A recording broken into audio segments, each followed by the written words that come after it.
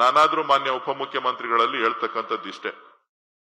ಬಹುಶಃ ಇವತ್ತು ಈ ರಾಜ್ಯದಲ್ಲಿ ಬರಗಾಲ ಘೋಷಣೆ ಆಗಿದೆ. ಬೆಂಗಳೂರಿಗೂ ಕೂಡ ಕುಡಿಯೋ ನೀರಿನ ಸಮಸ್ಯೆ ಸಾಕಷ್ಟು ಎದ್ದು ಕಾಣಿಸ್ತಾ ಇದೆ. ಈಗಾಗಲೇ ತಾವು ತಮ್ಮ ನೇತೃತ್ವದಲ್ಲಿ ಸನ್ಮಾನ್ಯ ಮುಖ್ಯಮಂತ್ರಿಗಳು ತಾವು ಇಬ್ರು ಸೇರಿ ಈ ಕಾವೇರಿ 5ನೇ ಹಂತಕ್ಕೆ ಹೆಚ್ಚಿನ ವೇಗವನ್ನ ಕೊಡ್ತಕ್ಕಂತ ಪ್ರಯತ್ನವನ್ನ ತಾವುಗಳು ಮಾಡ್ತಾ ಇದ್ದೀರಿ. ಆದ್ರೂ ಕೂಡ ಈ ಬರುವ 3-4 ತಿಂಗಳು ಕುಡಿಯೋ ನೀರಿನ ಸಮಸ್ಯೆಯನ್ನ ಬಗೆಹರಿಸಬೇಕಾದಂತ ಜವಾಬ್ದಾರಿ, ಗುರುತರ ಜವಾಬ್ದಾರಿ ಎಲ್ಲರ ಮೇಲೂ ಇದೆ. ಸೊ ಕೆಲವರು ಇಲ್ಲಿ ವಾಟರ್ ಮಾಫಿಯಾ ಬೆಂಗಳೂರಿನಲ್ಲಿ, ನಾನು ನನ್ನ ಬೆಂಗಳೂರು ದಕ್ಷಿಣ ಕ್ಷೇತ್ರದಲ್ಲೂ ಗಮನಿಸಿದ್ದೇನೆ, RR ನಗರ ಕ್ಷೇತ್ರದಲ್ಲೂ ಗಮನಿಸಿದ್ದೇನೆ, ಬೇರೆ ಬೇರೆ ಸಾರ್ವಜನಿಕ ಸ್ಥಳಗಳಿಗೆ ಭೇಟಿ ಕೊಟ್ಟಂತ ಸಂದರ್ಭದಲ್ಲೂ ಕೂಡ ಗಮನಿಸಿದ್ದೇನೆ. ವಾಟರ್ ಮಾಫಿಯಾನೇ ಒಂದು ದೊಡ್ಡ ದಂಧೆಯಾಗಿ ಟ್ಯಾಂಕರ್ಗಳನ್ನ ಇಟ್ಕೊಂಡು ನಿಮ್ದೇ ನೀರು, ಬೆಂಗಳೂರು BWSSB ನೀರು, ಅದನ್ನೇ ಮಾರಾಟ ಮಾಡ್ತಕ್ಕಂತ ಅಧಿಕಾರಿಗಳ ಜೊತೆ ಶಾಮೀಲಾಗಿ ಮಾರ್ತಕ್ಕಂತ ಒಂದು ವ್ಯವಸ್ಥೆ ಇದೆ. ಸೊ ಅದನ್ನ ತಾವು ಖುದ್ದು ಪರಿಶೀಲನೆಯನ್ನ ಮಾಡಿ ಆದಷ್ಟು ಬೇಗ ಮಾಡಬೇಕು, ಮಾಡಿ ಕೊಡಬೇಕು ಅಂತಕ್ಕಂಥ ಮಾತನ್ನ ಈ ಸಂದರ್ಭದಲ್ಲಿ ನಾನಾದ್ರೂ ಹೇಳಲಿಕ್ಕೆ ಬಯಸ್ತೇನೆ. ಇವತ್ತು ರಾಜರಾಜೇಶ್ವರಿ ವಿಧಾನಸಭಾ ಕ್ಷೇತ್ರ ಮತ್ತು ಯಶವಂತಪುರ ವಿಧಾನಸಭಾ ಕ್ಷೇತ್ರಕ್ಕೆ ಸಂಬಂಧಪಟ್ಟಂತೆ ಕೆಲವು ಕೆರೆಗಳ ಪುನಶ್ಚೇತನ ಆಗ್ಬೇಕಾಗಿದೆ. ಕಾರಣ ಏನು ಅಂತ ಹೇಳಿದ್ರೆ, ಈ ಎರಡೂ ಕ್ಷೇತ್ರದಲ್ಲಿ ನೀರೇ ನಿಲ್ಲಕ್ಕೆ ಜಾಗ ಇಲ್ಲ. ಎಲ್ಲ ಪಾರ್ಕ್ಗಳು ಮಾಡ್ಬಿಟ್ಟಿದ್ದಾರೆ, ಎಲ್ಲ ಮನೆಗಳು ಕಟ್ಬಿಟ್ಟಿದ್ದಾರೆ, ಎಲ್ಲ ಆಟದ ಮೈದಾನ ಮಾಡ್ಬಿಟ್ಟಿದ್ದಾರೆ, ಯಾರ್ಯಾರಿಗೆ ಏನೇನು ಬೇಕೋ ಎಲ್ಲವನ್ನೂ ಕೂಡ ಮಾಡ್ಬಿಟ್ಟಿದ್ದಾರೆ. ಸುಮಾರು ಸಾವಿರಾರು ಬೋರ್ವೆಲ್ಗಳಿದೆ, 1-2 ಅಲ್ಲ. ಈಗ ನಮ್ಮ ಜ್ಞಾನ ಭಾರತಿ ಇರ್ಬೋದು, ರಾಜರಾಜೇಶ್ವರಿ ಇರ್ಬೋದು, ನಗರ ಇರ್ಬೋದು, ಆ ಭಾಗದಲ್ಲಿ ಇರ್ಬೋದು, ಈ ಕಡೆ ಯಶವಂತಪುರ ಭಾಗದಲ್ಲಿ ಇರ್ಬೋದು, ಎಲ್ಲೂ ಕೂಡ ಕೆರೆಗಳು ಮತ್ತು ಯಶವಂತಪುರದಿಂದ ಹಿಡಿದು ಈ ಕಡೆ ಕೆಂಗೇರಿವರೆಗೂ ಕೂಡ ಕೆರೆಗಳು ಮಾಯ ಆಗ್ತಾ ಇದೆ.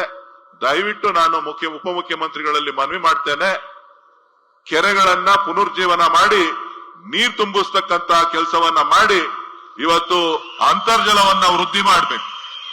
ಅಂತರ್ಜಲವನ್ನ ವೃದ್ಧಿ ಮಾಡುವಂತ ಕೆಲಸ ತಾವು ಮಾಡಿದ್ದೇ ಆಯ್ತು ಅಂತ ಅಂದ್ರೆ ಅದು ಮುಂದಿನ ಪೀಳಿಗೆಗೆ ಅನುಕೂಲ ಆಗ್ತದೆ ಅಂತಕ್ಕಂಥದ್ದು ನನ್ನ ಭಾವನೆ.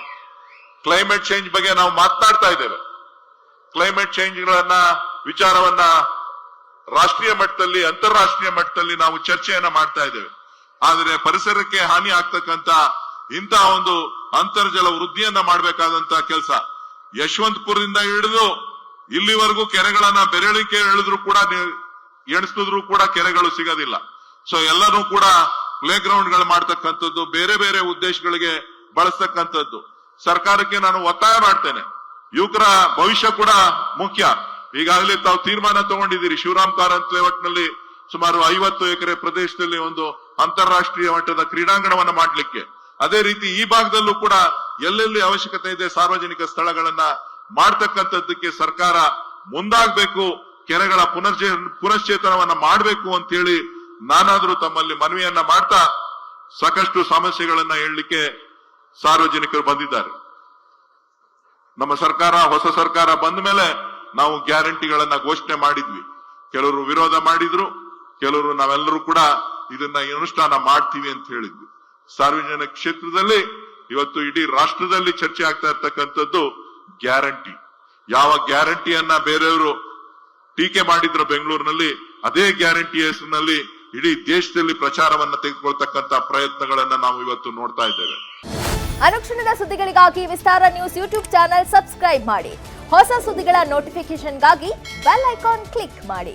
ಲೇಟೆಸ್ಟ್ ಅಪ್ಡೇಟ್ಸ್ಗಾಗಿ www.vistaranews.com ವೆಬ್ಸೈಟ್ಗೆ ವಿಸಿಟ್ ಮಾಡಿ. ಅಂಗೈಯಲ್ಲೇ ಜಗತ್ತಿನ ಸುದ್ದಿ ತಿಳಿಯಲು ವಿಸ್ತಾರ ನ್ಯೂಸ್ ಕನ್ನಡ ಆಪ್ ಡೌನ್ಲೋಡ್ ಮಾಡಿ.